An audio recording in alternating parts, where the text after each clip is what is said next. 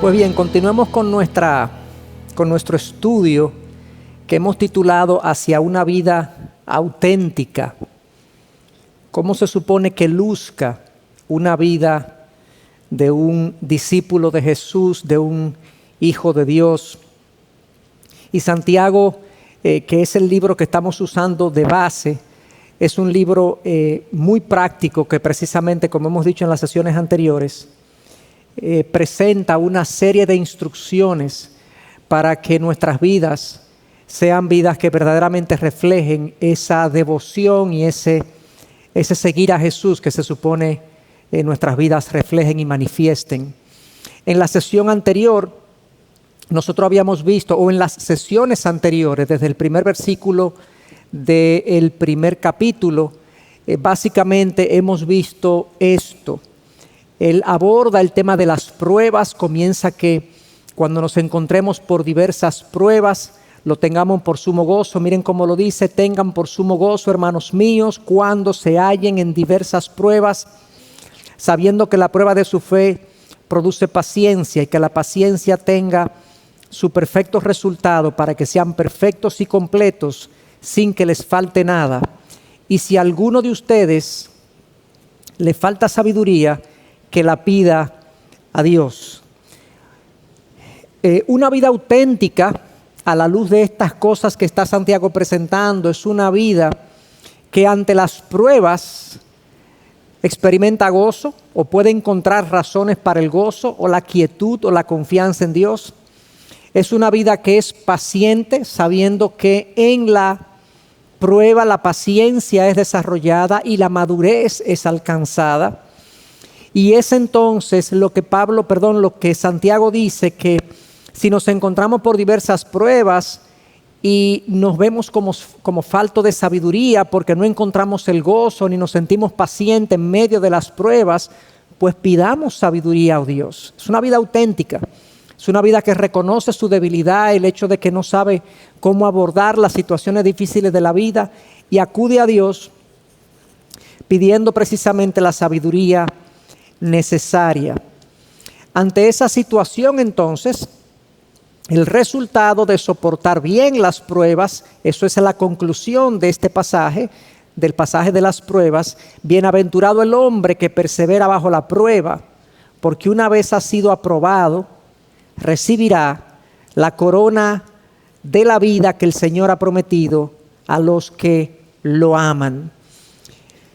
Hay una declaración de que es bendito, dichoso, es aplaudido por el cielo el ser humano, el hombre o la mujer, que perseveran bajo la prueba, que perseveran con paciencia, que perseveran con confianza en Dios, pidiéndole su sabiduría, que perseveran con gozo. El perseverar en la prueba es una de las evidencias de nuestra fe. Es una de las pruebas, valga la redundancia, de que nuestra fe es genuina. Por eso dice: el que persevera bajo la prueba, pues recibirá la corona de la vida que el Señor ha prometido a los que lo aman. Cuando amamos a Dios, nosotros perseveramos en la prueba, porque tenemos una relación íntima, cercana con Él, y sabemos que la prueba no se nos presente en la vida para dañarnos, sino para edificarnos. Y ese es el resultado de soportar bien. Pero aquí este verso que estoy leyendo es una especie de bisagra, porque él pasa de las pruebas de la vida, que son producto de las circunstancias difíciles que nos toca vivir, y ahora hay otro tipo de pruebas de las cuales él va a hablar, y es la que nos toca revisar en la noche de hoy. William Kelly menciona lo siguiente: esta bisagra de la que yo le hablo, dice: la epístola, o sea, la carta de Santiago, entonces pasa de nuestras pruebas santas a las impías, y muestra que su origen no está en Dios, sino en el hombre pecador. Vamos a ver por qué él dice eso. Se habla primero de las pruebas santas, aquellas que Dios trae a mi vida, aquellas que Dios orquesta. Son circunstancias de la vida que se me presentan, son pruebas, pero hay otro tipo de pruebas que él llama impías, que tienen que ver con la tentación y las que nos conducirían a pecar en caso de que caigamos en esa tentación. Es una prueba también, distinta, pero es una prueba también. Y vamos a ver de dónde él saca eso y por qué él dice que son pruebas de dos tipos, pruebas santas y pruebas impías. Fíjense cómo, entonces, entramos al tema de la tentación y ahora voy a explicar ese tema de los dos tipos de prueba. Dice Santiago, que nadie diga cuando es tentado, soy tentado por Dios, porque Dios no puede ser tentado por el mal y Él mismo no tienta a nadie, sino que cada uno es tentado cuando es llevado y seducido por su propia pasión. Después, cuando la pasión ha concebido, da a luz al pecado. Y cuando el pecado es consumado, engendra la muerte. Amados míos, no se engañen. Toda buena dádiva y todo don perfecto viene de lo alto, desciende del Padre de las luces, con el cual no hay cambio ni sombra de variación. En el ejercicio de su voluntad, Él nos hizo nacer por la palabra de verdad, para que fuéramos las primicias de sus criaturas. Esa es la porción que yo quisiera que le hiciéramos, que profundizáramos en ella en este día. El tema de las pruebas santas o pruebas impías, ¿de dónde viene? Bueno, porque hay una misma palabra que es traducida de dos formas. La palabra peirasmo o peirazo, que es el verbo de peirasmo, en el pasaje 1:2 que habla que tengamos por sumo gozo cuando nos encontremos por diversas pruebas, es peirasmos. Y luego en el pasaje que acabamos de leer, que dice que cada uno es tentado y seducido, que cuando uno es tentado no se lo atribuye a Dios, sino que cada uno es tentado cuando es llevado y seducido por su propia pasión. Esa palabra tentación es peirazo. Peirasmos y peirazo. Uno es el nombre, otro es el verbo de la misma palabra. Es algo que presiona, algo que dilucida la calidad de un metal, por ejemplo. Una presión a la que es sometido alguien. Y entonces en este caso, como les decía, la misma palabra o la misma familia de palabras, en un caso se traduce como pruebas y en otro caso se traduce como tentación. Y la realidad es que en el griego la palabra se presta para las dos cosas. Depende del contexto en el que se presente, es que uno tiene que discernir a qué se está refiriendo el autor. Y por eso los traductores de la Biblia tradujeron en el primer caso la palabra como prueba. Cuando nos encontremos en diversas pruebas, peirasmos, tengámoslo por sumo gozo. Y en el caso del 1:13, cuando nos encontremos en tentación, pues no se la atribuyamos a Dios, pues es la traducción que se le ha dado. En cada caso, en el caso de las pruebas, claramente nosotros, no solamente de Santiago, sino de otros pasajes, Dios trae pruebas a nuestras vidas que pulen la fe, que fortalecen el carácter. De hecho, Santiago dice que la prueba de mi fe produce paciencia y la paciencia produce su perfecto resultado para que seamos completos y maduros, y completos y perfectos. O sea que la prueba es traída a mí para producir un resultado. La intención es más fe y mejor relación con Dios. En el caso de la tentación, aunque es permitida por Dios, claramente Santiago dice que no es traída por Dios. Puede ser Satanás, puede ser mi carne, que me haga tentable en un área de mi vida, en cuyo caso, si yo caigo en la tentación, mi fe se vería afectada negativamente y tendría una peor relación con Dios, una relación con Dios debilitada. En el caso de las pruebas se nos llama a soportar. En el caso de las tentaciones se nos llama a resistir y vencer. Esa es la presentación, básicamente, resumen de por qué de una misma palabra en el griego se derivan dos palabras en el español, porque una prueba tiene que ver con el fortalecimiento de mi fe, esa es su intención, y otra prueba tiene que ver con que si no la manejo bien pudiera deteriorar mi relación con Dios y debilitar mi fe. Ahora, entendamos bien lo que es la tentación y el pecado a partir del pasaje que Santiago nos está presentando. Es un tema importante para cada uno de nosotros. Nadie está exento de ser tentado, de caer en pecado. Todos estamos expuestos a esta realidad de la tentación y del pecado en nuestras vidas, sobre todo, y más que sobre todo, a partir de Génesis 3, es una realidad general para todo ser humano, según la misma palabra declara, que no hay ni siquiera un justo, no hay nadie que no peque. Comenzando con lo primero que vemos en este pasaje, la tentación a pecar no viene de Dios. La tentación a pecar no viene de Dios. Que nadie diga cuando es tentado, soy tentado por Dios. Porque Dios no puede ser tentado por el mal. Y Él mismo no tienta a nadie. La segunda oración dice, Dios no es tentable. Y Dios nunca es tentador para otros. No lo digamos, que nadie diga cuando es tentado, esto viene de Dios.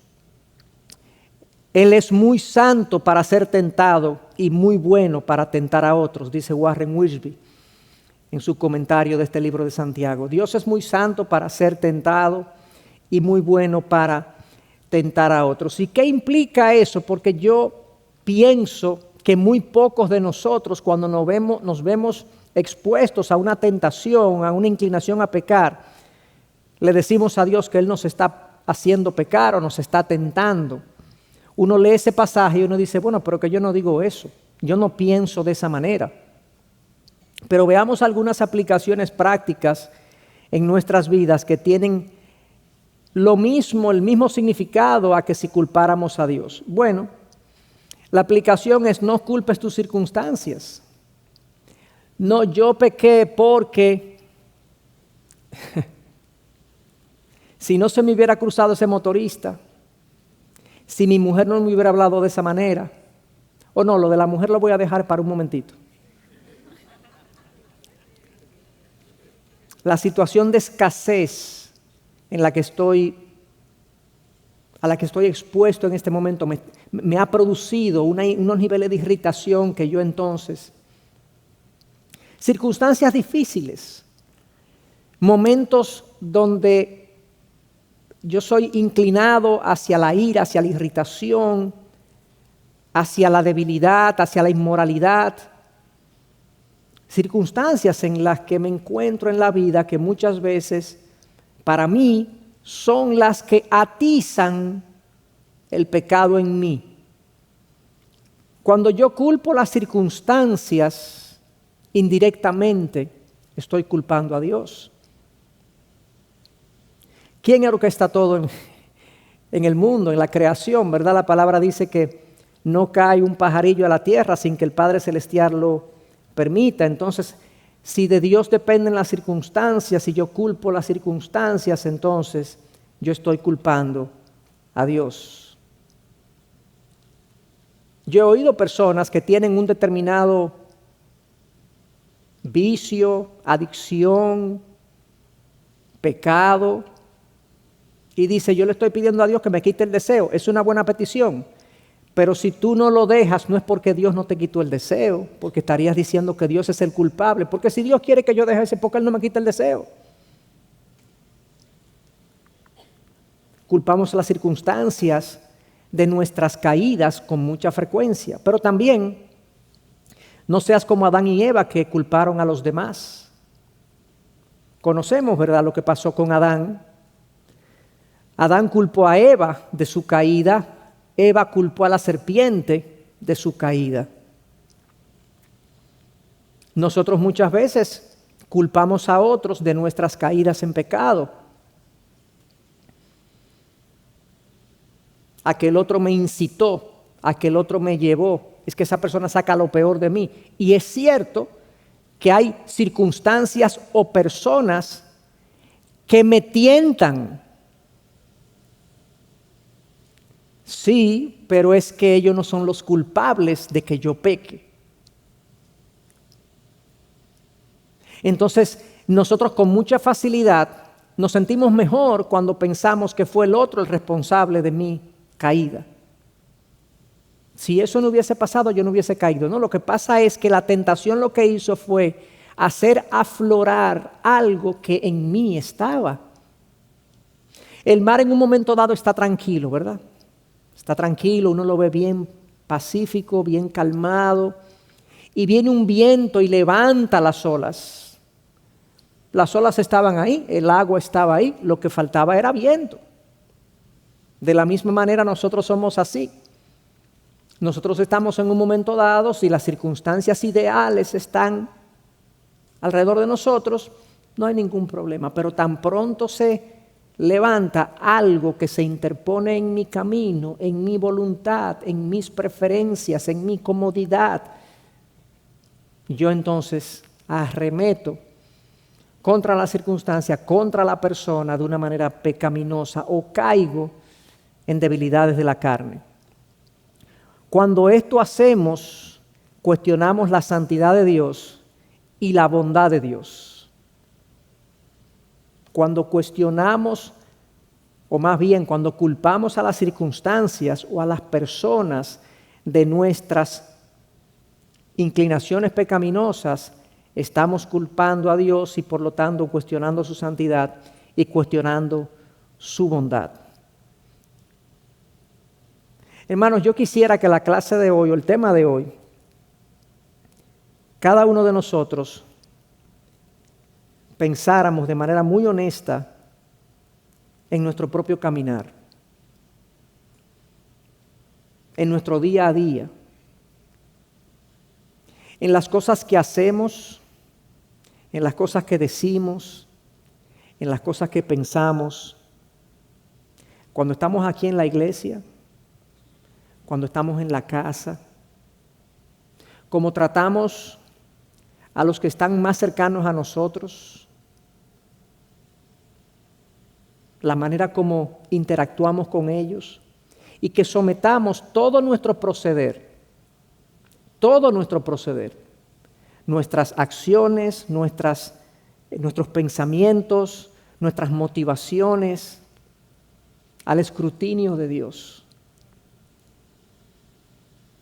Con decepción y tristeza, uno escucha que personas que estamos aquí un miércoles o un domingo, somos personas diferentes en el hogar, en el trabajo, en la calle.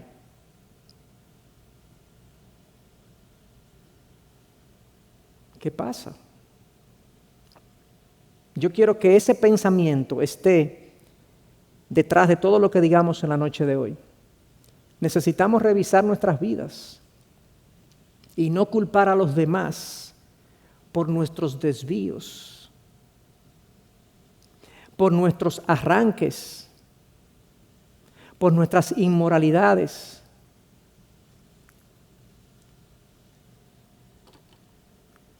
Necesitamos revisarnos. Dios no es el que hace eso. En nosotros hay deseos, dice Santiago. La tentación no es de Dios, depende de nuestros deseos internos que son caídos y están presentes. Santiago dice, sino que cada uno, no diga a nadie que es tentado por Dios porque Él no es tentable ni tienta a nadie, sino que cada uno es tentado cuando es llevado y seducido por su propia pasión. Después, cuando la pasión ha concebido, da luz al pecado, pero cada uno es llevado y seducido por tu propia pasión, por mi propia pasión. Es mi pasión, y pasión aquí viene de la palabra epitumia, es una palabra griega muy común, simplemente significa fuerte deseo, no necesariamente negativo, el contexto determina si es un deseo negativo o positivo. En este caso el contexto indica que es un deseo por algo malo o ilegítimo, pues dice que, miren cómo dice, pues después, cuando la pasión ha concebido, da a luz el pecado. Estamos hablando de algo ilegítimo, pecaminoso, que yo no debería querer ni desear. Tengo un fuerte deseo por algo que es ilegítimo o pecaminoso.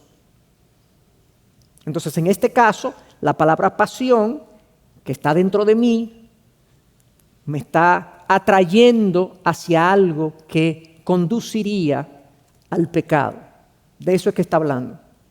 Entonces, fíjense, pero vamos atrás. Fíjense que la tentación, entonces, si la eventual caída en el pecado, el único responsable de eso soy yo. Soy yo. Y por lo tanto, soy yo el que daré cuentas delante de Dios por lo que yo hago o deje de hacer en ese sentido. Y fíjense cómo entonces esta pasión que está en nosotros, que está ahí, es incitada por lo que vemos muchas veces, por lo que oímos, por lo que saboreamos, por nuestros sentidos, por nuestra conexión con la realidad física. De diferentes maneras entra la tentación, ¿verdad? E incita deseos que reposan en el corazón. Deseos internos. No todo deseo es malo. Muchas veces la tentación es simplemente yo querer y lograr algo legítimo por métodos ilegítimos. Por ejemplo, si yo me voy a examinar, soy un estudiante, me voy a examinar, no estudié. Y entonces lo que yo hago es que yo elaboro, con la ayuda ya hoy en día de la inteligencia artificial o cualquier otro mecanismo tecnológico, decimos aquí en Dominicana, un chivo, una trampa para yo pasar el examen. El deseo fuerte de pasar la materia es bueno. Sí. ¿Y dónde está el pecado? ¿En el deseo de pasar la materia? No. El pecado está en que yo quiero hacerlo de una manera que es ilegítima, tramposa, mentirosa, falsa. Y eso tú lo puedes replicar casi en cualquier cosa que nosotros. El deseo de tener un vehículo para movilizarme, ¿está bien o está mal? No, eso es legítimo. El problema es cuando quiero obtenerlo de una manera que no es lícita. Y yo lo compro de una manera capciosa y hago algún tipo de formato que termino consiguiendo el carro de una manera que no es íntegra. El deseo de intimidad física entre dos personas es legítimo, sí, eso está en la Biblia. Es un regalo de Dios para el matrimonio. El libro de Hebreos dice que la intimidad debe ser un hogar sin mancilla. El lecho debe ser sin mancilla, respetado, honrado por ambos cónyuges. El problema es cuando yo quiero la intimidad sin la norma de Dios. Entonces, la tentación, lo que muchas veces me presenta, es un atajo a los regalos de Dios. A Jesús se le ofreció eso en un momento dado. El Satanás fue y lo tentó. Te daré todos los reinos de este mundo si me adoras. Ahí está el atajo. Jesús sabía que los reinos eran de él, pero no de esa manera. Y asimismo nosotros tendremos muchos regalos de Dios, pero no de las maneras en que nuestra carne quiere conseguirlos. Nuestros deseos entonces a veces nos llevan a querer las cosas de una manera que contradice la voluntad de Dios y el proceder de Dios. Entonces, nosotros, cuando tenemos estos deseos, somos llevados y seducidos por él y cometemos pecado. Y el problema entonces, no sé si se percataron, el problema es que el deseo termina gobernando. Dice Warren Wiersbe también acerca de esto: la vida cristiana es un asunto de la voluntad y no de los sentimientos. Los niños operan sobre la base de los sentimientos, pero los adultos operan sobre la base de la voluntad, o deberían por lo menos. Ellos actúan, los adultos, porque es lo correcto. No importa cómo se sientan.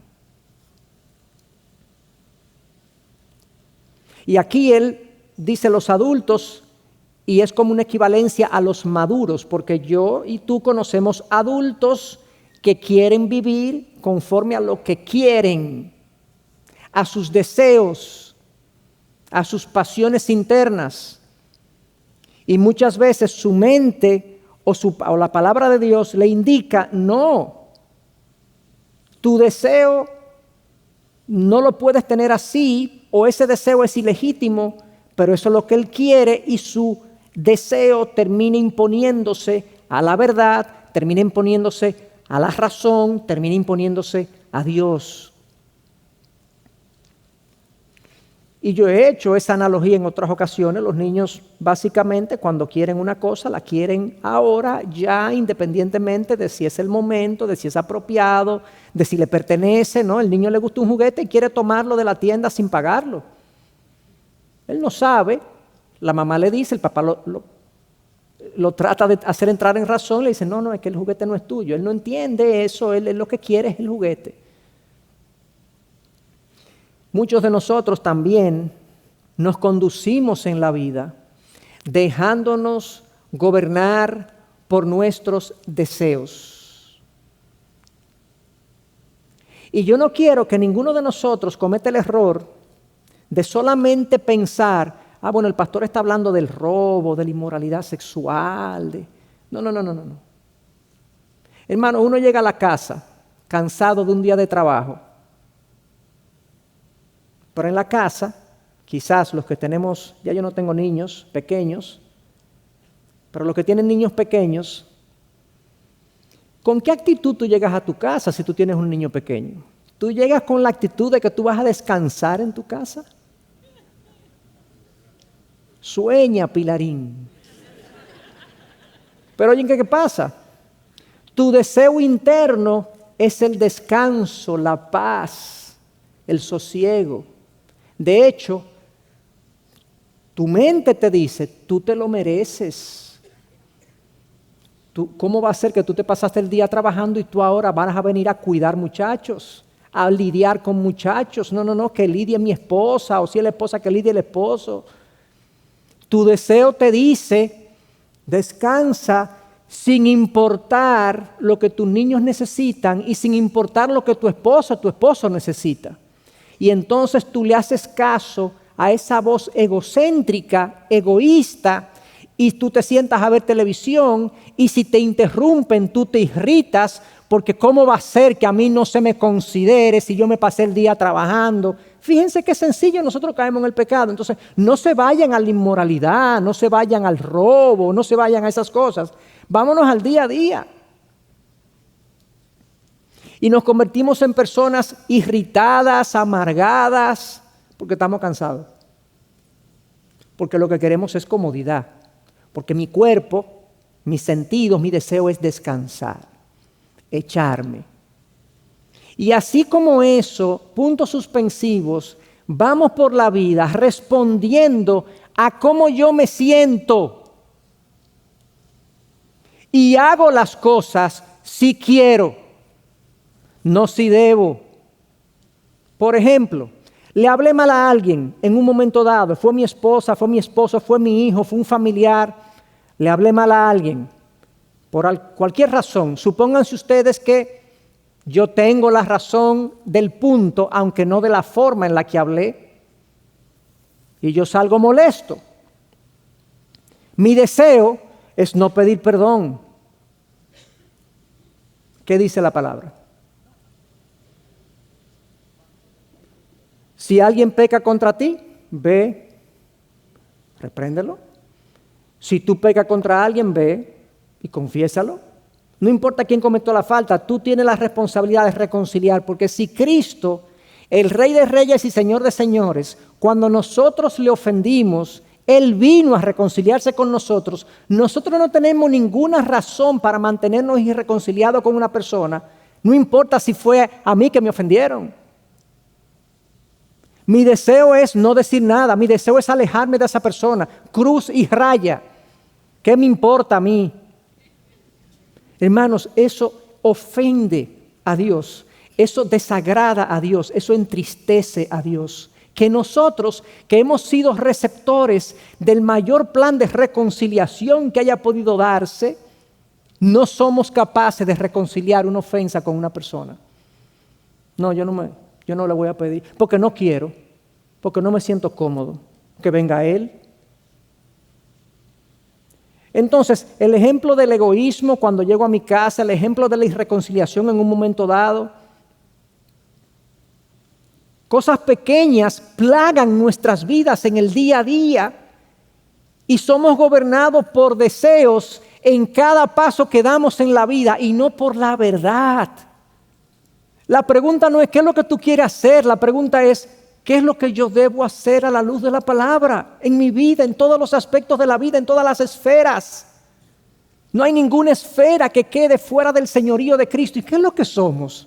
¿Somos discípulos de Cristo o qué? Asistentes a la iglesia. Y esto me confronta a mí también. En la medida que iba preparando este material, yo decía, Señor, pero nosotros somos niños. Somos niños porque vivimos por los deseos y no por lo que debemos si Dios quiere que hagamos. ¿Él es Señor o yo soy mi Señor? ¿Quién es el Señor de mi vida? ¿Quién es el amo de mi vida? ¿Ante quién es que yo me postro? Porque si tú vives complaciéndote constantemente, ante quien tú estás postrado y yo, es ante yo mismo. ¿Dónde queda aquello del que quiere venir en pos de mí, tome su cruz cada día y sígueme? ¿Dónde queda eso? ¿Qué significa eso? La gente asocia el tema de la cruz, lo que Cristo dijo, que el que quiera venir en pos de mí, que todos tome su cruz cada día. La gente asume que eso significa que todo el mundo tiene su cruz. Entonces mi cruz es una mujer difícil, que no es la mía, dicho sea de paso. O mi cruz es un trabajo complicado, o un jefe enredado, o un país X. Esa es mi cruz. La cruz no es una circunstancia difícil que te ha tocado vivir, eso es una prueba a la luz de Santiago. La cruz a la que Cristo hace referencia es a tú estar dispuesto a morir cada día a tus deseos, preferencias, apetitos, y tú darle paso a los de Él. Pero entonces uno va a vivir. Lo que pasa es que en ese camino de sumisión y discipulado a Jesús es que yo encuentro mi gozo. Pero todavía estamos demasiado aferrados a nuestros deseos, y nuestros deseos están gobernando nuestra vida y no la verdad de Dios en nosotros. Entonces, dice Santiago, somos llevados o seducidos. Usa dos palabras. La tentación siempre lleva consigo algún tipo de carnada que apela a nuestros deseos naturales. Y no solo nos atrae, sino que esconde el hecho de que rendirnos ante ella traería tristeza y dolor. ¿Por qué este comentario? Las dos palabras, llevados y seducidos, que usa Santiago, en el original hacen alusión al cebo que se le pone a los garfios para pescar y a la carnada que se le pone a las trampas de los animales para capturarlos. Llevados hace alusión a eso, al cebo de la carnada. Seducido, ¿qué es una seducción? Una seducción es algo que te atrae, que pone algo que se sabe que te gusta pero te atrae. Pero el objetivo del pescador y del cazador, ¿cuál es? Atraparte. O atrapar su carnada, su pescado. El pecado siempre se presenta de una manera atractiva en lo inmediato. Lo que les mencioné de la casa, el que llega a la casa cansado. En principio, la persona que llega cansada a su casa y que de manera egocéntrica le dice a sus hijos que se callen la boca, que dejen el ruido, y a su esposa que no cuente con él o lo que sea que hace de manera egocéntrica, Él va a disfrutar de una hora de tranquilidad. Lo que él no sabe es que en el tiempo él está alejando a sus hijos de su persona y alejando a su mujer. Lo que él no sabe es que en el tiempo esas relaciones van a quedar profundamente heridas y ahí él llorará. Ahora, muchas veces nosotros ni siquiera nos damos cuenta que las distancias en las relaciones fueron producidas porque yo mordí la carnada de mi pecado egoísta en un principio. Yo no me doy cuenta. Yo solo comienzo a atribuir a otras cosas. Los muchachos de ahora, la generación. Y esto obviamente es mucho más aplicable cuando estamos hablando de inmoralidad, de conseguir dinero ilícito y de todos los pecados comunes a los que son en los que uno piensa cuando uno habla de este tipo de cosas. Entonces el pecado es seductor, como una carnada lo es para una presa. Pero la madurez, como les decía, es un asunto de la voluntad. Miren cómo opera un poco el pecado y la tentación en nosotros. El pastor Miguel hace alusión a esto en su capítulo, diciendo la anatomía es estructura y la fisiología es funcionamiento. Es decir, antes no sigan leyendo la cita, pónganme atención. El cuerpo tiene una anatomía. Esos son los órganos que tenemos. Tenemos corazón, pulmón, estómago, hígado, páncreas, riñones, ¿verdad? Tenemos esos órganos internos, tenemos órganos externos. Esa es la anatomía, la composición de órganos. La fisionomía es cómo esos órganos interactúan. Entonces la sangre sale del corazón, va a los pulmones, se lleva al torrente sanguíneo, el torrente sanguíneo los trae por las venas, vuelven al corazón, a los pulmones, se oxigenan. Entonces ese es el funcionamiento, los riñones tienen su fisionomía, etcétera, etcétera. Entonces la anatomía es la composición de órganos y la fisionomía es cómo trabaja. Entonces, ahora seguimos leyendo la cita, la anatomía del pecado. ¿De qué se compone? ¿Cuáles son los miembros del pecado, por así decirlo? Es la naturaleza pecaminosa que heredamos de Adán y Eva, más el cuerpo físico, la carne. Esa es la anatomía. Y la fisiología del pecado es la manera en que la tentación nos seduce y nos arrastra hasta cometer el pecado. O sea, nosotros tenemos una inclinación interna en el corazón de hacer lo que yo quiera, aunque eso se oponga a lo que Dios quiere. Nosotros somos rebeldes por naturaleza, pecadores por naturaleza. Y eso lo dice la palabra claramente, que por cuanto todos pecaron y han sido destituidos de la gloria de Dios. Esa inclinación es irreparable a menos que Dios no haga un milagro de resucitarnos, de darnos nueva vida. Yo me moriría siendo un rebelde a menos que Dios no tenga misericordia de mí y cuando Él me abra los ojos yo lo acepte y acepte su perdón por fe a través de Cristo. Esa es mi realidad. Entonces, estas inclinaciones que están dentro de mí, estos deseos que están dentro de mí, que muchas veces son deseos que se oponen a los deseos de Dios para mí, esa es mi naturaleza pecadora, mi carne. Y esa carne entonces esa inclinación está dentro de un cuerpo que tiene contacto, como decíamos hace un momentito, con la parte física de la creación, y nosotros vemos cosas que nos tientan, tocamos cosas que nos tientan, oímos cosas que nos tientan, y todo eso va a mi mente y se mezcla con mis deseos y mi inclinación pecaminosa y se hace un arroz con mango ahí que si Dios no lo detiene.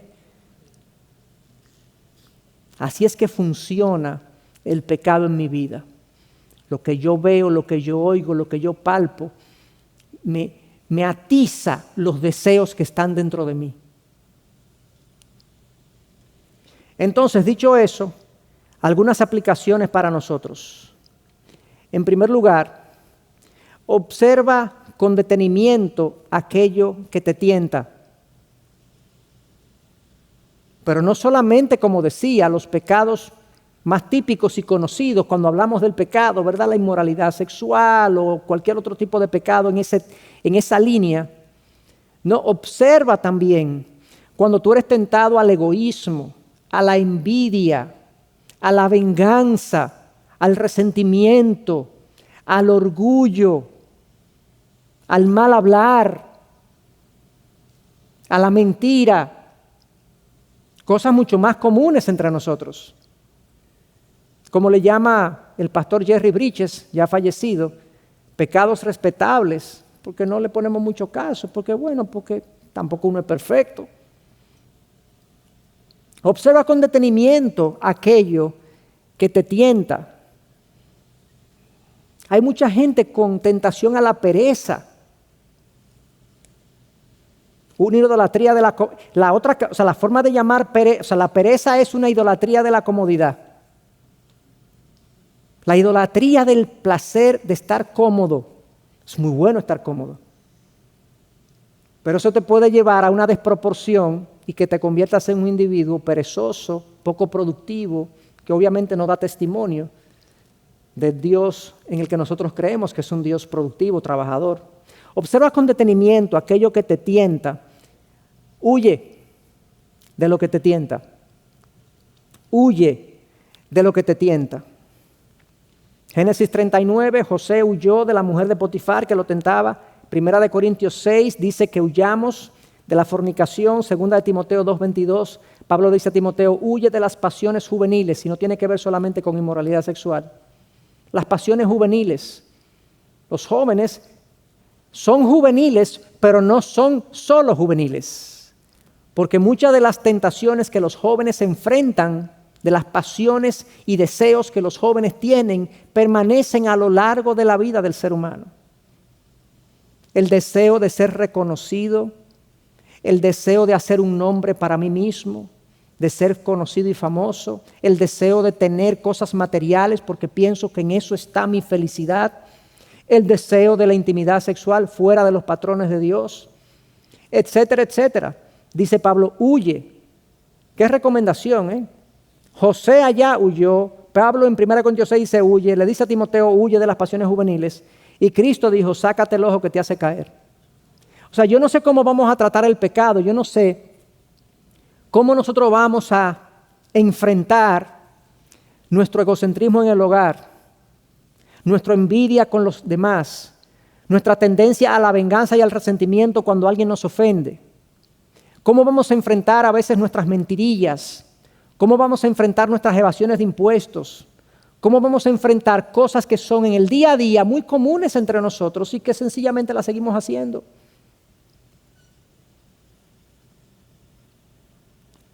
Pero tenemos que atender esto porque Santiago dice, no culpes a Dios, no culpes las circunstancias, no culpes a los demás, tú eres el responsable de tu pecado. Este es un gran llamado de hacernos responsables de nuestro pecado. Cada uno es seducido, tentado y seducido por su propia pasión. Así que no se lo atribuya nada más que no seas tú, tus caídas y tus desvíos y tu carnalidad, mi carnalidad. Estoy hablando tú y yo.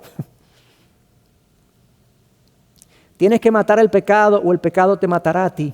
Esa es la realidad. Entonces, lo primero que vimos, Dios no es autor de pecado, no se lo atribuyamos a Dios. Número 2, nosotros somos los responsables. Número 3, lecciones de este pasaje, porción. La tentación se convierte en pecado cuando caes en ella. ¿Por qué traigo eso? Bueno, dice claramente, fíjense cómo dice el texto, sino que cada uno es tentado cuando es llevado y seducido por su propia pasión. Después, cuando la pasión ha concebido, da a luz el pecado. Hace alusión como de un acto de intimidad.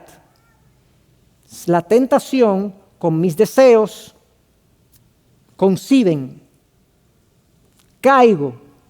¿Y por qué es importante entender esto? Bueno, porque la tentación, teológicamente hablando, la tentación no es pecado. Y hay personas que luchan y lidian con culpa porque se sienten mal porque tienen cierta tentación.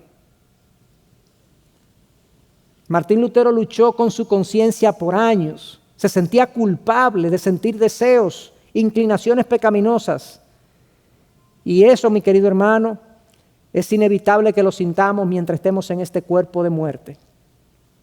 Tenemos que aprender a lidiar con esos deseos, con el perdón de Dios sobre nosotros, pidiéndole al Señor que nos mantenga firmes, que nos limpie, que no nos deje caer, que no nos deje ser seducidos y llevados a pecar producto de mis deseos. Pero el deseo en sí mismo no es un pecado. Ojalá que no estuviese ahí, pero está.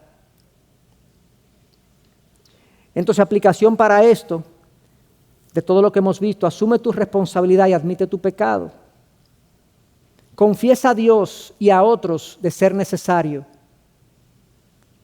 Ojalá que hoy nosotros identifiquemos cosas que para nosotros son más o menos normales y que tienen que ver con otros y que podamos pedirle perdón a esas personas a las que hemos ofendido, agredido, desconsiderado, maltratado. Procura con prontitud pedir perdón a Dios y a los demás también. ¿Y por qué digo con prontitud? Bueno, porque la palabra nos dice que el que encubre su pecado no prosperará. Pero el que los confiesa y los abandona hallará misericordia. Esas son algunas enseñanzas que se derivan directamente del pasaje de Santiago y que era bueno que las revisáramos. Nos explica un poco cómo funciona el pecado, la tentación en nuestras vidas. Pero quisiera ya en los minutos que me quedan hablar de cómo evitar entonces la tentación y el pecado. ¿Cómo evitamos esto? ¿Cómo evitamos ser seducidos y caer en lo que no queremos caer? Bueno, está en Santiago también, increíble cuánto se puede sacar de un pasaje bíblico. Considera las consecuencias. Considera las consecuencias. Vuelvo y digo, considera las consecuencias. Fíjense lo que dice el pasaje. Después, cuando la pasión ha concebido, da luz al pecado. Y el pecado, cuando es consumado, ¿qué dice? Engendra muerte. Es un error pensar que vamos a pecar y vamos a quedar impunes. Es un error gravísimo pensar que vamos a pecar y vamos a quedar impunes.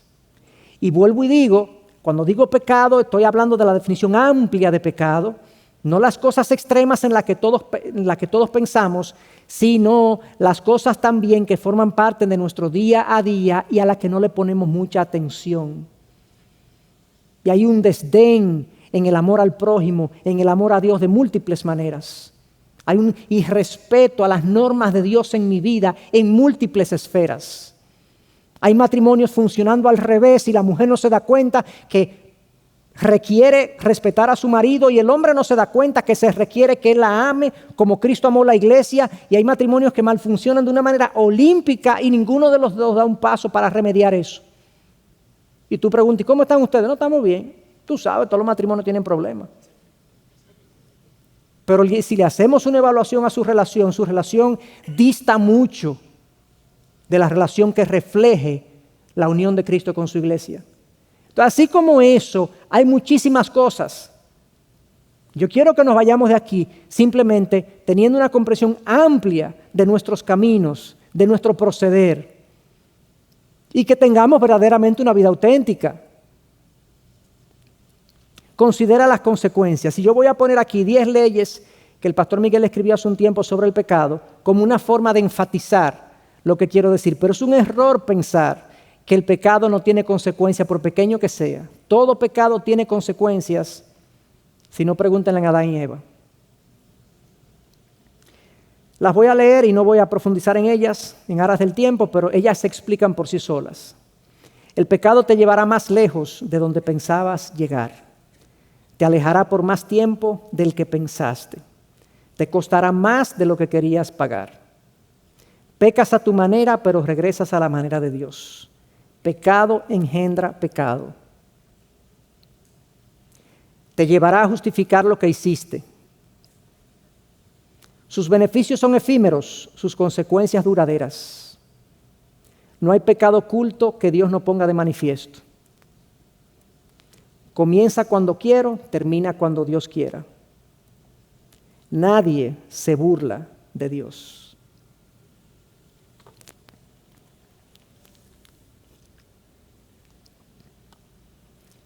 El pecado puede ser secreto aquí en la tierra, pero es un escándalo en el cielo.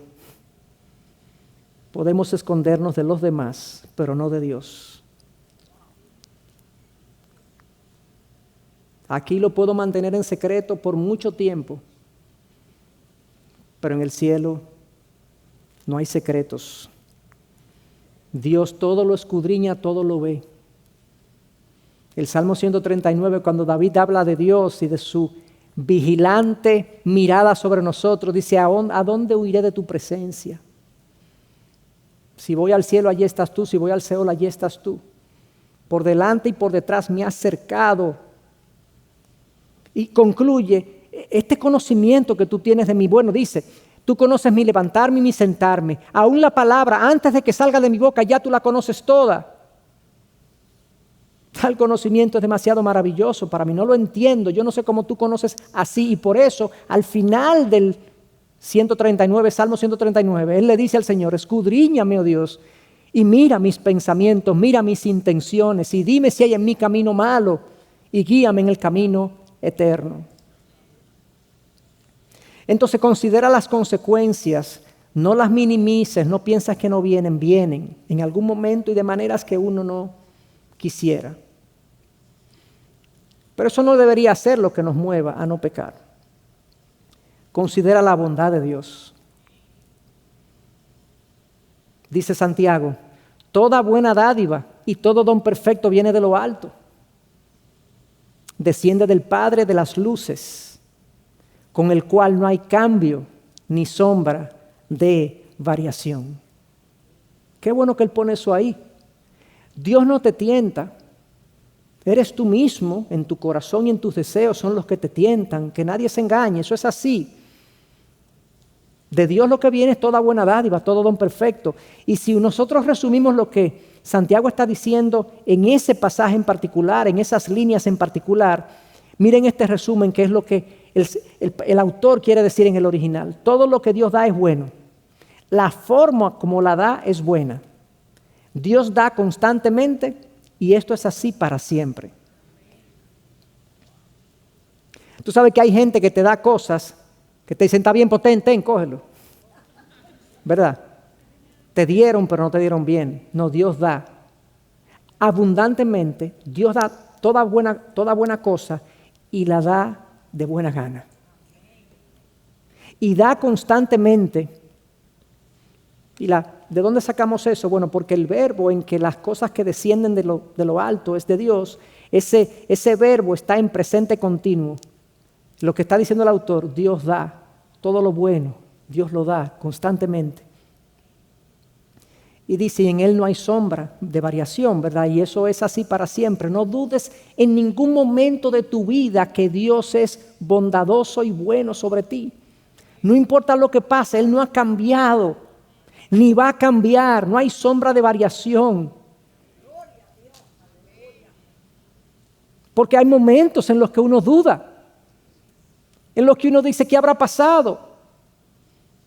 Dios me está tratando así, ¿por qué? Nunca Dios trata a sus hijos por una motivación distinta a su amor. Todo lo que Dios hace, lo hace por amor a nosotros. Lo que nos complace y lo que nos duele. Todo viene de la misma fuente de amor que llevó a su Hijo a la cruz por nosotros. No hay manera de cambiar eso, y Santiago enfatiza, y esto es así para siempre. En Él no hay ni sombra de variación. Pero Él sigue diciendo, Santiago, porque estas son cosas que nos fortalecen para resistir los deseos internos, las consecuencias, lo que Dios ha hecho por ti y hace en ti constantemente, pero además considera la naturaleza divina en ti. En el ejercicio de su voluntad, Él nos hizo nacer por la palabra de verdad, para que fuéramos las primicias de sus criaturas. Pero por Dios, ¿qué tú haces haciendo eso? Es lo que Santiago está diciendo. Tú no sabes que tú eres, tú contienes, tú eres el repósito de la naturaleza divina a través del Espíritu Santo. Y eventualmente tú serás heredero de Cristo, heredero de Dios, con Cristo. Tu identidad, lo que tú eres, lo que yo soy, debería promover en mí un mayor nivel de santidad, un rechazo total al pecado. ¿Cómo va a ser que caigamos tan bajo? De actuar así, de hablar así, de proceder así, con el Dios que tenemos y con lo que somos de Él, sus hijos, primicias de sus criaturas. Y ustedes saben que las primicias para los judíos eran lo especial. Eso es lo que está diciendo Santiago.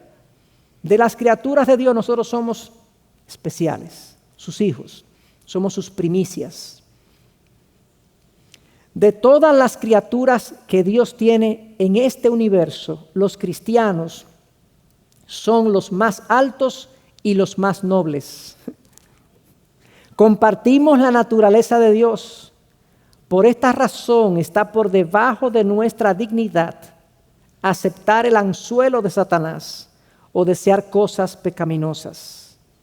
Un nacimiento más alto debe significar una vida más elevada. El nacimiento más alto al que hace referencia este autor es que hemos nacido de nuevo.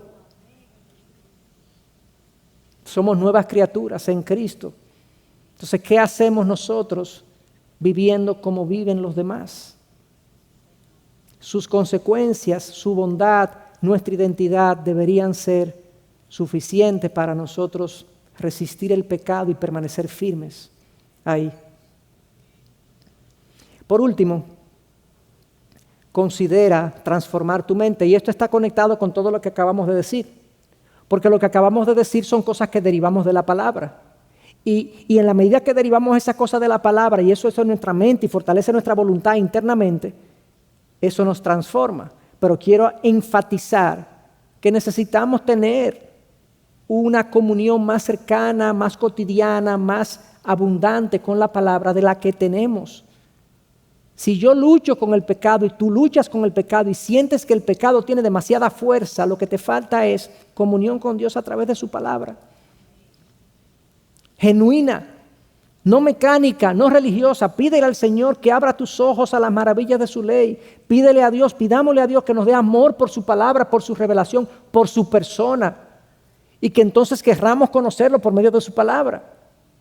El salmista decía, he guardado tu palabra en mi corazón para no pecar contra ti. ¿Queremos algo más claro que eso? ¿Qué es lo que yo necesito para vencer la tentación y el pecado? Que la palabra repose en mi corazón. Cuando dice, he guardado tu palabra en mi corazón, es que yo la he atesorado y la obedezco. Por eso está guardada en mi corazón, es parte de mí. Y entonces requeriremos escuchar la verdad. Eso me da información, ¿verdad? La palabra me da información, pero necesitamos reflexionar la verdad para tener profundidad. Y necesitamos aplicar esa verdad para ser transformados.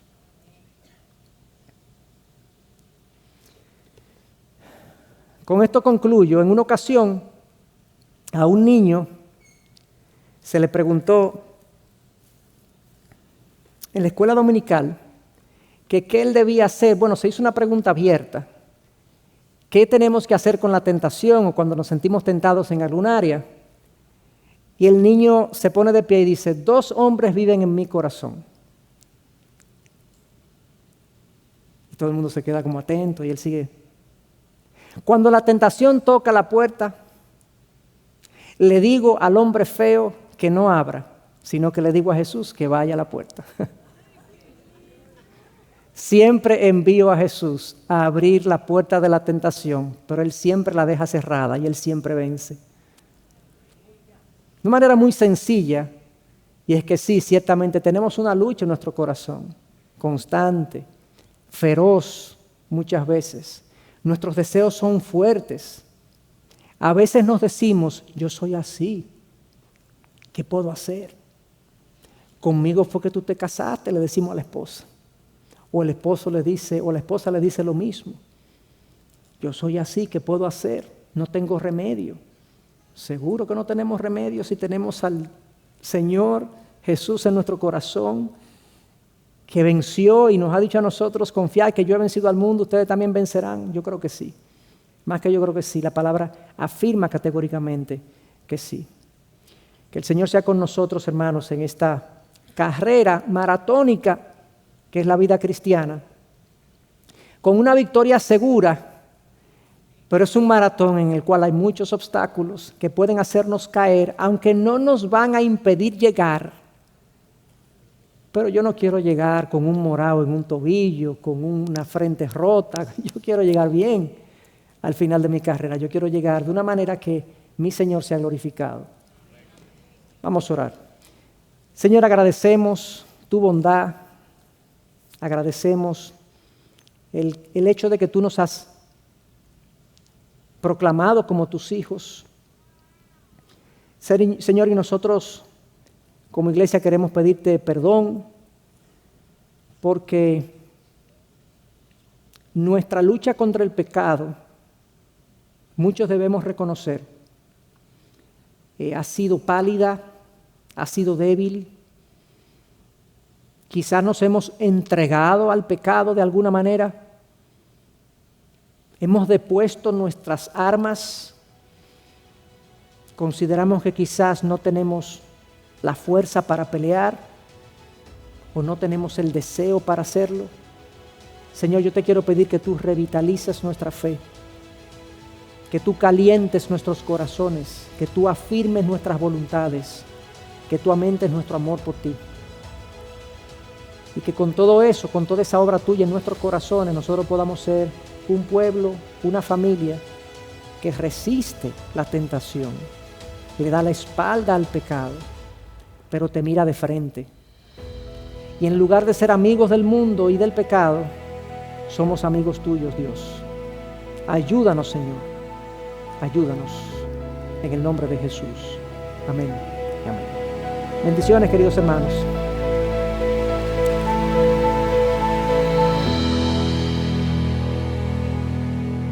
Gracias por acceder a este recurso. Espero que haya sido de gran bendición para tu vida.